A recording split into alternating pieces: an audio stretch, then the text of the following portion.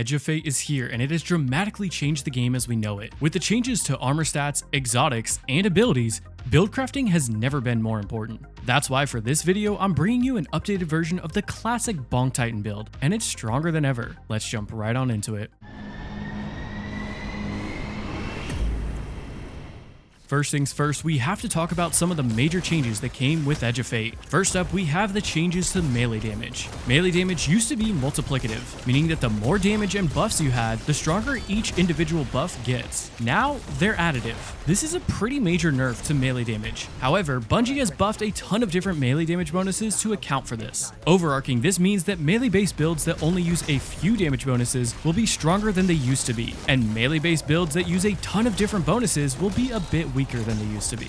Next up, we have the changes to abilities. In Edge of Fate, Roaring Flames is getting a massive buff to melee damage, and this is mainly to account for that additive change. Roaring Flames is going from a 73% damage boost to a whopping 200% damage boost for melees. Now, the even better thing is that previously, when paired with an exotic like Wormgod Caress, Roaring Flames would be decreased down to a 33% cap. But this cap has been removed, so Wormgod can receive that full 200% buff. Then we account for Wormgod Caress getting its rework to give a maximum of 400% melee damage. Then we add in the fact that rework armor stats can stack up to 200, and in melee we can gain a bonus of 30% more melee damage. Now interestingly, this bonus is multiplicative since it boosts the base melee damage, meaning that with Roaring Flames times 3 giving 200% melee damage, Wormgod giving 400% melee damage, and a 200 stat bonus giving 30% multiplicative melee damage, we can cap out at an 810% bonus damage to our melee just by running around and throwing our hammer.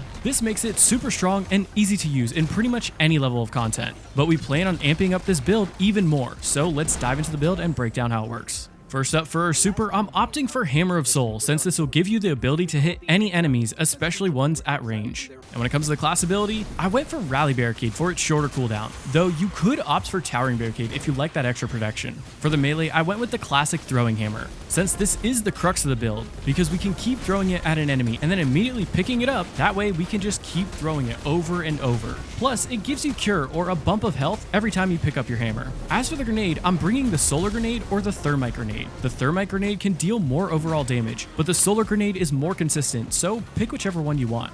And when it comes to the aspects, I first like to bring Roaring Flames. With this aspect, when we get an ability kill, we gain 1 stack of Roaring Flames, and this can cap out at 3 stacks for 20 seconds. At 3 stacks, we gain 73% ability damage for our super and our grenade. Meanwhile, our melee gains 200% increased damage. This also makes it so that while Roaring Flames is active, our normal melees count as powered melees, and they'll scorch enemies. This is huge since it still will be buffed by Wormgod to deal a ton of damage, and can be used if you lose your hammer. The second aspect I like to take is Soul Invictus. Now, solar ability kills, scorched enemy kills, and Hammer of Soul impacts will create a sunspot. While standing in these sunspots, you can increase its duration up to another 12 seconds. And sunspots will provide us with a ton of benefits. First, when we pass through them, we gain restoration. Second, you gain the Soul Invictus buff, which increases the grenade and melee recharge rate by 100%, plus it gives 40% decreased passive super drain rate. Not to mention that sunspots will also damage enemies that run into them, and it'll scorch them.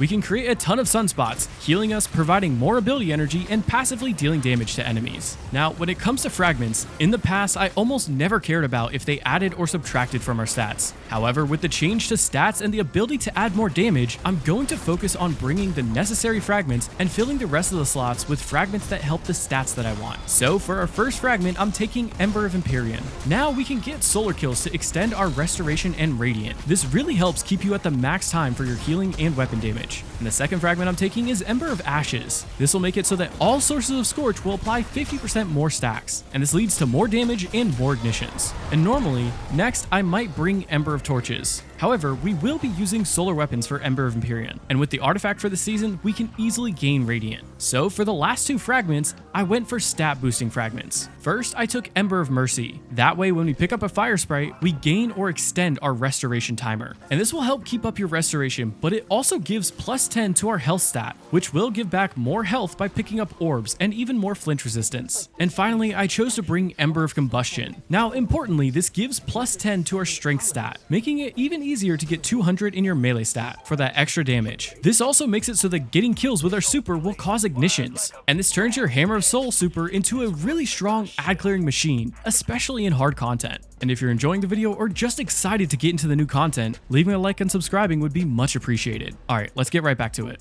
So what does this look like in action? Well, the great thing about Bonk Titan is how easy it is to play. I like to start by weakening an enemy and then using my hammer to finish them off. Now you can start using your hammer at will, since it will basically one-shot most enemies as you build up to max stacks. On tougher enemies, since you have a cooldown in between throwing your hammer, I like to cycle between throwing my hammer and using a normal melee, since that normal melee will count as a powered melee, dealing a decent amount of damage and scorching those enemies. Now, it's not 100% necessary to bring Red Death as your primary weapon, but I really wanted to talk about why I love it so much. Kills with it will give you Cure, or an instant burst of health, and when paired with Restoration, this makes you nearly unkillable. And if you reload after getting a kill, it'll also cure nearby teammates, making it a good option for team content. But the most important part is the catalyst. Now, every third kill with Red Death will create a healing burst and a restoration orb. This restoration orb will give you access to restoration ×2. And since we can extend our restoration with solar kills, we can indefinitely keep it up once it's procced. And this is the only way we have as Titans to gain restoration ×2. So it's really strong in endgame content. Plus, since we will be using our hammer a ton, we can keep up our Wormgod stacks. And while at 3 or more stacks, we gain even more weapon damage than Radiant can provide. So let's talk about ways to improve the build. When it comes to stats, you mainly want to aim for 160 in melee so that you can gain that extra melee damage. And we'll talk about why we aim for 160 and not 200 in a minute.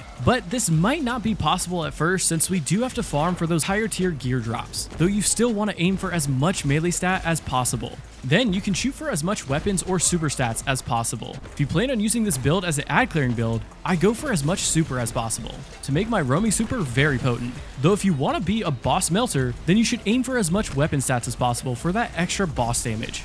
Now, when it comes to armor mods, in the new system, font mods are more important than ever to gain maximum damage. See, font mods will give +20 to a stat, 2 mods will give +40, and 3 mods will give +50 for whichever stat they align with. So I'll mainly be opting for 1 to 2 font mods for the stats that I want more damage from, since 3 is kind of diminishing returns. So when it comes to the helmet mods, first I like to take a harmonic siphon mod to help create a ton of orbs by getting rapid kills with our solar weapons. This can be swapped out for the strand or stasis alternate from this season's artifact. That way, all of your weapons can create orbs. Next, I bring at least 1 Font of Wisdom, or your super font mod. Now, while we have armor charge, this will give us +20 to our super, which will give us more damage for our super if we are over that 100 threshold. If you only opt for Harmonic Siphon and you have room for it, then you can bring 2 copies of this mod. That way you get +40, which will be really helpful to get you closer to that 200 mark. And when it comes to the gauntlet mods, first up, I like to bring 2 copies of our melee font mod. That way we gain +40 for our melee stat, which will make it a lot easier to hit that 200 cap and deal the most damage possible with our melees. And this is why I like to aim for that 160 instead of the 200 mark. Then I bring a copy of Heavy Handed.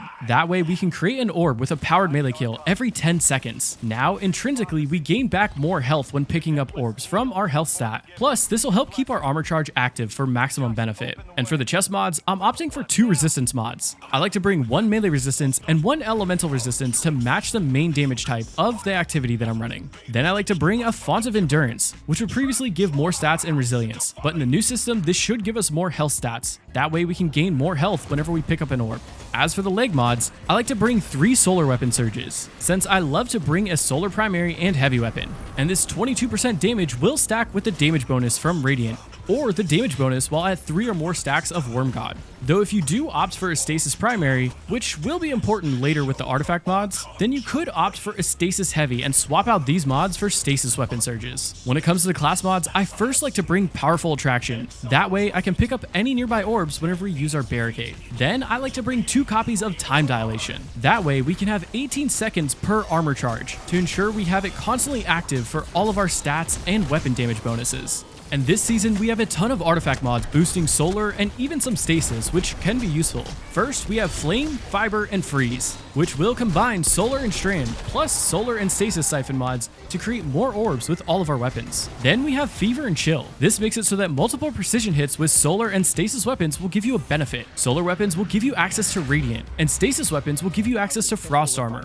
Both will be important for later artifact perks. And this is also really nice for a build like this, since we can now have access to damage resistance resistance, which is huge for a build that has a ton of healing. I then like refreshing threads. That way picking up a fire sprite will give us ability energy for our least charged ability. And I also like elemental coalescence, which will spawn a fire sprite by getting solar kills. And you could also opt for shoulder to shoulder. That way sustained precision damage while near 2 allies will give you damage resistance. But 2 of our most important artifact perks come from the final column. First, we have Radiant Shrapnel. That way, sustained weapon damage while radiant, or killing a scorched enemy with a weapon, will release solar projectiles that deal damage and scorch enemies. This will lead to more damage in boss phases and during ad clearing phases. Then, we have Shield Crush. Mainly, while radiant, we gain a bonus to grenade damage and recharge rate. Though if you do opt for a stasis weapon that can proc frost armor, this can be a way to gain another 25% base melee damage bonus, which should be multiplicative since it boosts our base melee damage. Next up, we have our weapons, and I mainly like to bring a solar primary. That way we can easily keep up our radiant and restoration. However, you could opt for a stasis primary if you want to trigger more frost armor for that damage resistance and that buff to our melee damage. When bringing a solar primary,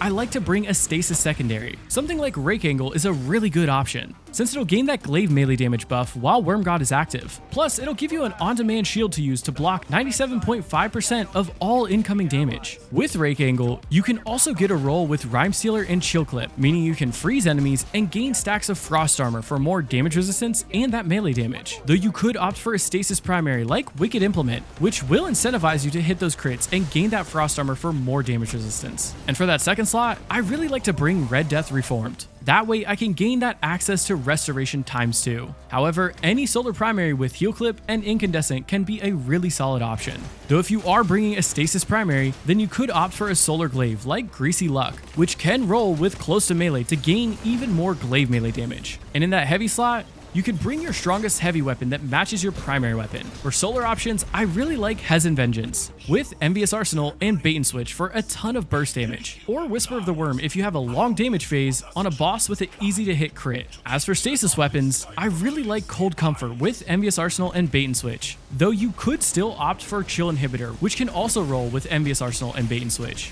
Both will put out a ton of damage. This build has a ton of survivability and damage, especially for how easy it is to use. With all the new changes at the core level, I'm really excited to try out a ton of different builds. So keep an eye out in the coming weeks for our build videos covering all the new and improved builds for Edge of Fate. But remember, mastering this build is only the beginning. Experiment with different combinations and tweak your loadout to suit your playstyle. If you found this video helpful or just enjoyed seeing a new perspective, feel free to like the video and comment down below on what you might change or how you'd improve the new and improved Bonk Titan build. Keep an eye out for future videos as we continue to explore the ever-evolving world of Destiny 2. Until then, may the threads of fate be ever in your favor. This is Lucky Mech, signing off. See you on the next adventure, Guardians.